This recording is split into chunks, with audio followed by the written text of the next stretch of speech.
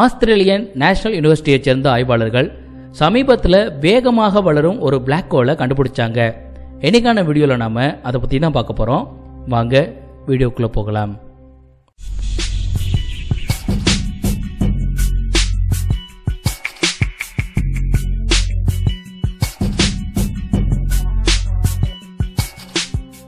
ஒவ்வொரு நொடிக்கும் பூமி அளவிற்கான நிறைய தனக்குள்ளே இழுத்துக்கிட்டு இருக்கு இந்த பிளாக் ஹோல்.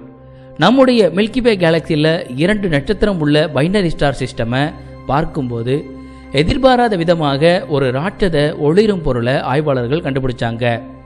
கடந்த 9 பில்லியன் வருடங்களாக இந்த சூப்பர் மேசிவ் பிளாக் ஹோல் ஒரு அல்ட்ரா பிரைட் குவாசருக்கு சக்தி கொடுத்துட்டு இருக்கிறத அவங்க கவனிச்சாங்க. இதனை சுருக்கமாக J1144 அப்படின்னு சொல்றாங்க. குவாசருடைய பிரகாசம் நம்முடைய பால்வெளி விண்மீன் திரளில் இருக்கிற மொத்த வெளிச்சத்தை விடையும் 7000 மடங்கு அதிகம். இந்த குறிப்பிட்ட நிகழ்வை சென்டாரஸ் கான்ஸ்டலேஷன் பகுதியில் ஆய்வாளர்கள் கண்டுபிடிச்சாங்க. இதனை ஆஸ்திரேலியாவில் இருக்கிற sky mapper southern sky survey தொலைநோக்கியை கொண்டு பார்க்கும்போது கண்டுபிடிச்சாங்க. இந்த குறிப்பிட்ட ஒளிரும் பொருளை அப்சர்வ் செய்த விஞ்ஞானிகள் இந்த இடத்துல வாயுக்கள் படுவேகமாக நகரதை கவனிச்சாங்க. இந்த நகர்வுக்கு ஒரு சூப்பர் மேசிவ் பிளாக் ஹோல் தான் காரணம் அப்படின்றத அவங்க கண்டுபிடிச்சாங்க. கண்டுபிடிக்கப்பட்ட J1144 அப்படின்ற பிளாக் ஹோல் நம்முடைய சூரியனை விட 300 கோடி மடங்கு அதிகமான நிறை கொண்டது. நம்முடைய மில்கிவே கேலக்சியில் இருக்கிற சூப்பர் மேசிவ் பிளாக் ஹோலான சகிட்டாரியஸ் A ஸ்டார் அப்படின்ற பிளாக் ஹோலை விட 300 மடங்கு இது பெருசு. இந்த குறிப்பிட்ட பிளாக் ஹோலினால் உண்டான குவாசரை நல்ல டெலஸ்கோப் கொண்டு யார் வேணும்னாலும் பார்க்க முடியும். இதோடைய ஒளிரும் அளவு 14.5 மேக்னிட்யூட் தான். புளூட்டோ கிரகத்தை விட கொஞ்சம் குறைவான பிரகாசத்தில் பூமியில இருந்து பார்ப்பவர்களுக்கு தெரிகிற மாதிரி இது இருக்கு. இது அக்ரிகேஷன் அப்படின்ற ப்ராசஸ் வழியாக அதை சுற்றி இருக்கிற பொருட்களை உறிஞ்சு படு பயங்கரமாகவும் படு வேகமாகவும் வளர்ந்துக்கிட்டு இருக்கு.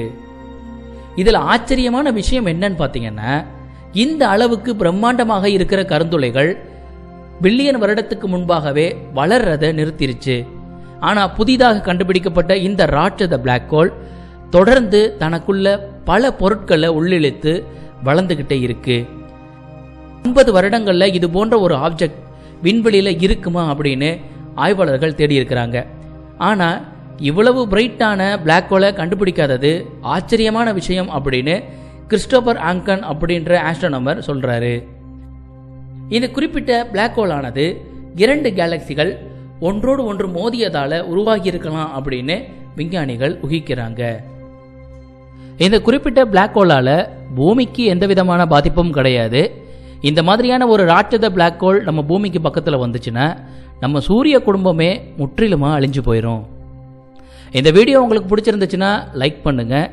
உங்களுக்கு ஏதாவது கேள்விகள் இருந்தால் கமெண்ட் பண்ணுங்க. அப்டேட் தெரிஞ்சுக்கிறதுக்கு மறக்காம சப்ஸ்கிரைப் பண்ணுங்க. தேங்க்யூ.